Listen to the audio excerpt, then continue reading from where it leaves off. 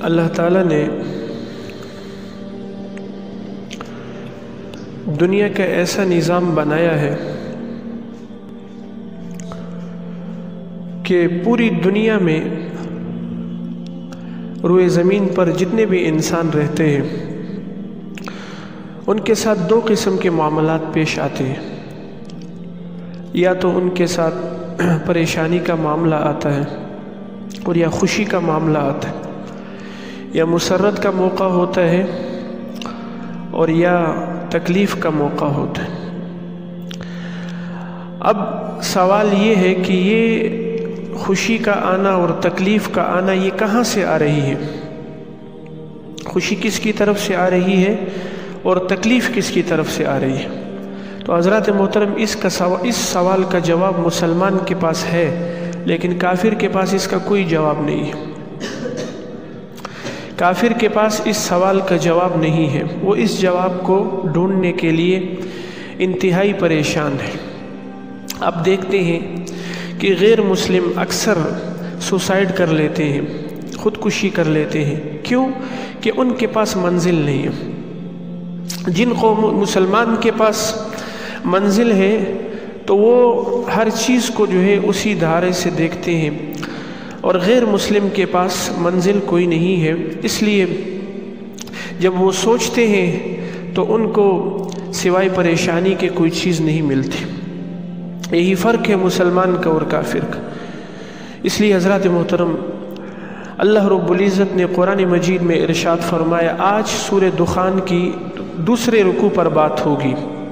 پچھلے جمعے میں نے آپ کے سامنے پہلے رکوع پر بات کی تھی. تو دوسرے رکوع کی پہلی آیت ما اصاب من مصیبت الا باذن اللہ، نہیں پہنچتی کوئی مصیبت مگر وہ اللہ تعالیٰ کی اجازت کے ساتھ. یعنی جو بھی مصیبت آتی ہے، جو بھی تکلیف آتی ہے، وہ تکلیف من جانب اللہ ہوتی ہے، اللہ کی طرف سے آتی ہے. خوشی کا آنا، تکلیف کا آنا، اور اسی طرح انسان پر وارد ہونے والے جتنے بھی حالات ہیں، بھلے وہ تکلیف کے ہوں، وہ خوشی کے ہو، پریشانی کے ہو، راحت کے ہو، اللہ تعالیٰ نے ارشاد فرما دیا ما اصاب من مصیبت الا باذن اللہ. جو بھی مصیبت وارد ہوتی ہے، جو ہے وہ خوشی کی حالت ہوتی ہے یا تکلیف کی حالت ہوتی ہے، وہ من جانب اللہ ہوتی ہے. اب آپ مجھے یہ بات بتائیں کہ اللہ تعالیٰ انسان پر تکلیف بھیجتے ہیں، اللہ تعالیٰ کی طرف سے انسان پر تکلیف آتی ہے. عموماً ہمارے معاشرے کے اندر دیکھتے ہیں کہ لوگ گلے شکوے شروع کر دیتے، بھی اللہ نے مجھے ہی دیکھا تھا پریشانی کی. یہاں پر انسان کو آ کے ٹھوکر لگتی ہے کہ کسی کا جوان بیٹا فوت ہو گیا، اب وہ گلے شکوے شروع کر دیتا ہے کہ بھئی میرا بیٹا کیوں فوت ہوا ہے، یہ فلاں. اس لیے حضرات محترم دین اسلام میں کیوں کیا نہیں ہے، کیسے؟ حضرات محترم ایک اٹل بات ہے، وہ کیا ہے کہ جو بھی انسان کے ساتھ، آدم کے بیٹے کے ساتھ معاملہ پیش آتا ہے وہ اللہ کی اجازت کے ساتھ ہوتا ہے. اس میں اللہ کا 100% جو ہے وہ اللہ کا فیصلہ ہوتا ہے. یاد رکھیے، ایک ہے اللہ کا علم کہ اللہ کو معلوم بھی ہے کہ فلاں بن فلاں پر یہ حالات پیش ہونے ہیں، فلاں بن فلاں کے ساتھ یہ معاملہ ہونا ہے. ایک ہے اللہ کا علم اور ایک ہے اللہ کا اذن.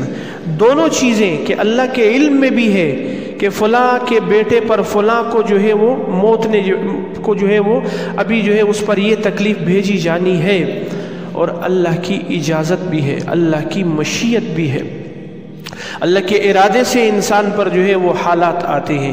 اس لیے حضرات محترم مسلمان کے پاس اس سوال کا جواب موجود ہے، اس کے مقابلے میں غیر مسلم کے پاس اس سوال کا جواب نہیں ہے. ویسے آپ سے میں یہ سوال کرتا ہوں، ایک ماں اپنے بیٹے سے، اپنی اولاد سے کتنی محبت کرتی؟ وہ اپنے بچے پر کوئی تکلیف برداشت کر سکتی ہے؟ اللہ 70 ماؤں سے زیادہ پیار کرتے ہیں. تو اللہ جب بندے پر حالات آتے ہیں، اللہ تعالیٰ کو بندے کی کیفیت کا پتہ ہے. بھئی یہ میرا بندہ اگر ہمارے لیے وہ تکلیف ہے تو اللہ تعالیٰ پھر اس تکلیف کو کیوں بندوں پر بھیجتے؟ اس لیے حضرات محترم اللہ تعالیٰ بندوں پر جو بھی حال بھیجتے ہیں اس میں انسان کے لیے خیر اور بھلائی ہے. مشقت آ جائے اس پر انسان کیا کرے؟ صبر کرے.